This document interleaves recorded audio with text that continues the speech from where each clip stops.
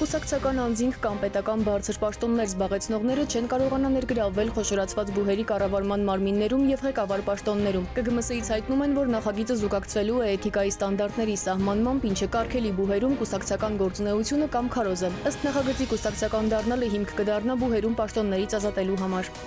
Սյունիքում կառուցվող Խոտ-Որոտան ճանապարհի վերակառուցման աշխատանքներն այս տարի կավարտվեն։ Այս հատվածի վերակառուցման անհրաժեշտություն առաջացավ, երբ Ադրբեջանին հանձնվեց Գորիս-Կապան մայրուղու մի մասը, հայտնում են տարածքային կառավարման եւ ենթակառուցվածքների նախարարությունից։ 2024 թվականի սեպտեմբերին էլ հայտնել էին, որ սկսվել է Տաթևի հեկի օրինական կարգավորող ջրավազանի վերանորոգումը, որից փախչող ջուրը խոչընդոտում է Սյունիքի սահմանամերձ Որոտան գյուղ տանող ճանապարհի կառուցումը։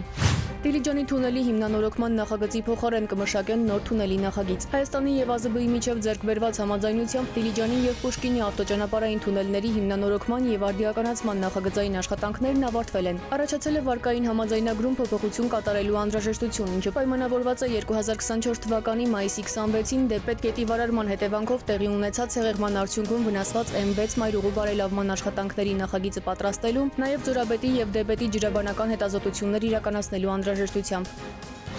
Կաշառք ստանալու եւ տալու մեղադրանքներով քննվող վարույթի շրջանակում 11 անձի են ձերբակալել։ Հակակոռուպցիոն կոմիտեից հայտնում են, որ ձերբակալվածների մեջ Շենգավիթի թաղապետարանի պաշտոնյաներ կան։ Քաղաքապետարանից եւս հաստատել են լուրը, սակայն նշել, որ նրանցից միայն մեկն է ներկայիս աշխատակից։ Այն էլ դեռևս ապրիլին ազատվել է աշխատանքից եւ այս պահին ձերբակալվածների մեջ Շենգավիթ վարչական շրջանի աշխատակից չկա։ Շենգավիթի թաղապետարանում ձերբակալություններ էին եղել նաեւ ապրիլի 19-ին։